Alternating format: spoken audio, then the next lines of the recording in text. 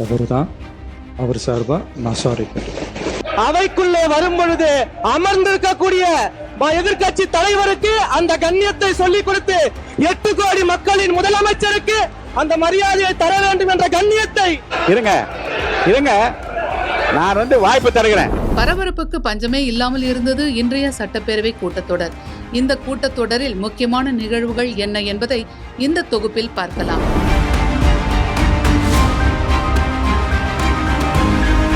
முதலமைச்சர் விஜய் தனது பேச்சை தொடங்கும் போது எதிர்க்கட்சியினரிடம் மன்னிப்பு கோரினார். ஏன் மன்னிப்பு கோரினார் என்பதை நீங்களே பாருங்கள். இந்த தலைவரோட பேரை மென்ஷன் பண்ணி பேசினது தவறுதான். அவர் சார்பா நான் சாரி கேட்டேன்.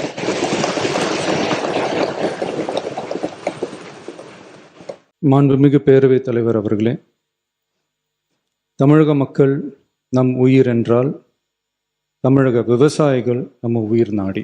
உலகில் ஜாதி, மதம், இனம், மொழி என அனைத்து வேறுபாடுகளுக்கும் அப்பாற்பட்டு நடைபெறும் தொழில் என்றால் அது விவசாய தொழில் மட்டுமே. உலகின் ஓர் மூலையில் உற்பத்தி செய்யப்படும் விவசாய பொருட்கள் உலகின் மற்றொரு மூலையில் உள்ள மக்களின் உணவு தேவையை பூர்த்தி செய்கிறது.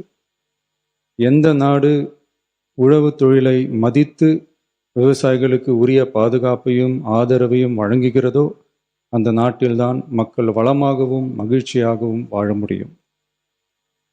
தமிழக வெற்றிக்கழக அரசு பல்வேறு நிதி நெருக்கடிகளின் மத்தியில் ஆட்சி பொறுப்பேற்றாலும் பதவியேற்ற 15 நாட்களுக்குள் விவசாயிகளின் கடன் சுமையை குறைக்க கடந்த 25/5/2026 அன்று குறு சிறு மற்றும் இதர விவசாயிகள் பெற்றிருந்த பயிர்க்கடனில் 50,000 ரூபாய் வரையிலான கடன்களை முழுமையாக தள்ளுபடி செய்ய ஆணை பிறப்பிக்கப்பட்டது.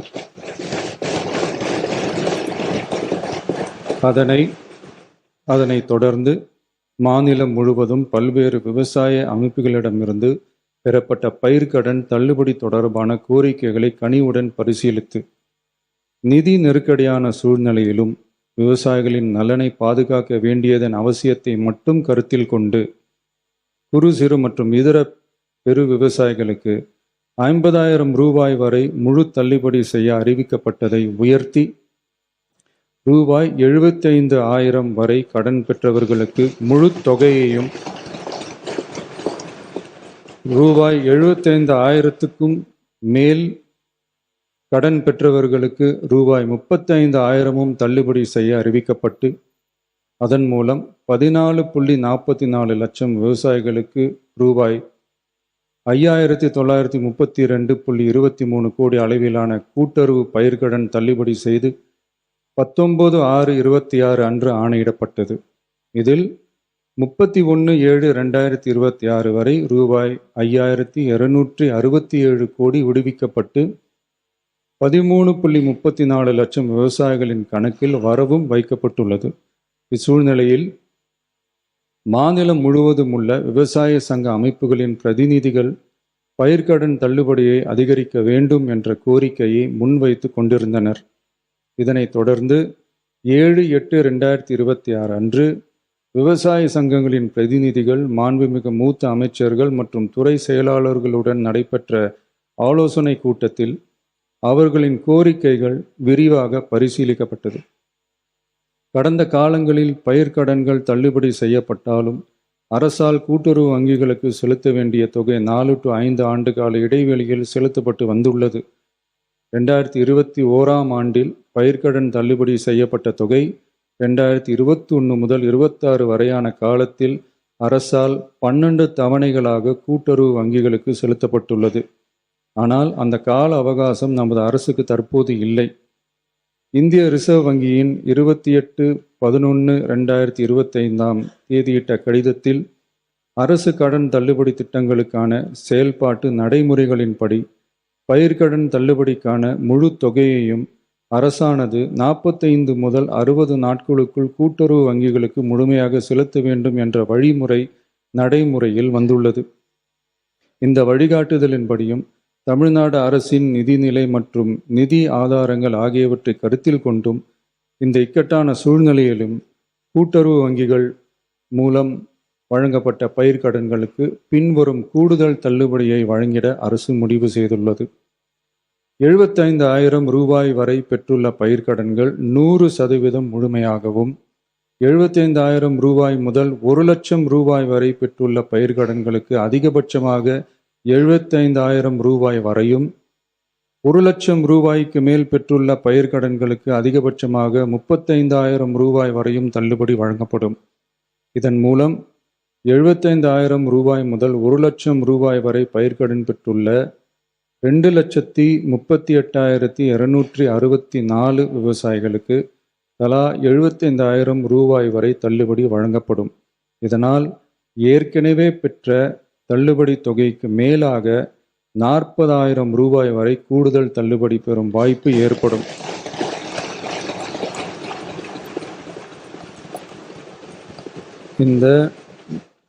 இந்த கூடுதல் பயிர்க்கடன் தள்ளுபடியால் அரசுக்கு சுமார் ரூபாய் 953.06 கோடி கூடுதல் நிதிச்சுமை ஏற்படும். இருந்தாலும் தமிழக விவசாயிகளின் நலனில்தான் நமது நலன் உள்ளது என்று கருதி சுமார் 13.34 லட்சம் விவசாயிகளுக்கு மொத்தமாக 6,220 கோடி ரூபாய் பயிர்க்கடன் தள்ளுபடியை இந்த அரசு வழங்குகிறது. நன்றி. அமைச்சர் நிர்மல்குமார் சட்டப்பேரவையில் பேசிய போது சர்வதேச போதை கடத்தல் மன்னன் ஜாஃபர் சாதிக்குடன் முன்னாள் முதலமைச்சரின் குடும்பத்தினருக்கே தொடர்பு இருந்ததாகவும், அமைச்சர்கள் சிலரும் தொடர்பு வைத்திருந்ததாகவும் கூறினார். அமைச்சர் நிர்மல்குமார் பேசத் தொடங்கியதும் எதிர்க்கட்சி வரிசையில் அமர்ந்திருந்தவர்கள் கத்தி கூச்சலிட்டதால் பெரும் பரபரப்பு ஏற்பட்டது. கடந்த 5 ஆண்டுகளாக தமிழகத்தில் நிலவும் போதைப் பொருள் பழக்கத்தை பற்றி நாம் இங்கே அனைவரும் அறிந்த விஷயம்தான். ஏற்கனவே உலக இன்டர்நேஷனல் போதைப் பொருள் கடத்தல் மன்னன் ஜாஃபர் சாதிக் என்ற நபர் டெல்லியில் கைது செய்யப்பட்டார். அவருடனும் அப்போது இருந்த முதல்வர் குடும்பம் முதல் அமைச்சர்கள் வரை, அதிகாரிகள் வரை அனைவரும் எவ்வளவு தூரம் தொடர்பில் இருந்தாலும் எல்லாருக்கும் தெரியும். இதுவரை அந்த நபர் சம்பந்தப்பட்ட எந்த வழக்கும் தமிழ்நாட்டில் பதிவு செய்யவில்லை. கடந்த 5 ஆண்டுகளில் எல்லா வகையிலும் போதைப் பொருள் கல்லூரியிலிருந்து எல்லா இடங்களும் அதிகமாக இருக்கிறது என்பதில் எந்த மாற்று கருத்தும் இல்லை. அதை தடுக்க மாண்புமிகு முதலமைச்சர் அவர்கள் அனைத்து வகையிலும் தேவையான சட்டப்பூர்வ நடவடிக்கைகளும் அனைத்தையும் எடுத்துக்கொண்டிருக்கிறார். நமது அரசின் கொள்கையும் போதைப் பொருள் அனைத்து வகையிலும் கட்டுப்படுத்த வேண்டும் என்பதுதான் முதலமைச்சருடைய முக்கிய கொள்கை. இந்த கடந்த ஆட்சியில் இந்த ஜாஃபர் சாதிக் போன்ற இன்டர்நேஷனல் போதை கடத்தல் மன்னர் எப்படி முதலமைச்சர் குடும்பம் முதல் அனைத்து அமைச்சர்கள் வரை தொடர்பில் இருந்தாரோ, அது போன்ற எந்த ஒரு சம்பவமும் இதுமேல் நடக்காமல் தடுப்பதற்கான தேவையான அனைத்து நடவடிக்கைகளையும் முதலமைச்சர் கண்டிப்பாக எடுப்பார் என்பதை உறுதியாக சொல்லிக்கிறோம். இதற்கு பதிலடி தந்த எதிர்க்கட்சி தலைவர் உதயநிதி ஸ்டாலின், போதைப் பொருள் கடத்தலில் தொடர்பு இருந்தது தெரிய வந்ததும் ஜாஃபர் சாதிக்கை நாங்கள் கட்சியிலிருந்தே நீக்கிவிட்டோம். ஆனால் கிரிக்கெட் மைதானத்தில் பவுடர் பயன்படுத்திவிட்டு மாத்திரையை தான் நொறுக்கினேன் என உங்களது அமைச்சர் கூறினார். அவர் மீது ஏதாவது நடவடிக்கை எடுக்கப்பட்டதா என்று கேள்வி எழுப்பினார். உங்களுடைய ஆட்சியில என்ன லட்சணத்தில் நடந்துகிட்டு இருக்கு என்பதை இன்னைக்கு மக்கள் பார்த்துக்கிட்டு இருக்கிறாங்க. இன்றைக்கு ஒரு அமைச்சரே ஐபிஎல் மேட்ச்ல பவுடர், இன்னைக்கு அமைச்சர் ஐபிஎல் உட்காருங்க முடிக்கிட்டோம்.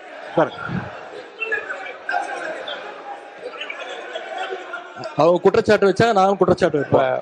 பேரவைத் தலைவர்களே, ஒரு அமைச்சரே ஐபிஎல் மேட்ச்ல பவுடர் நுணுக்கிக்கிட்டு மாத்திரை நுணுக்குன்னு கதை விட்டாரு.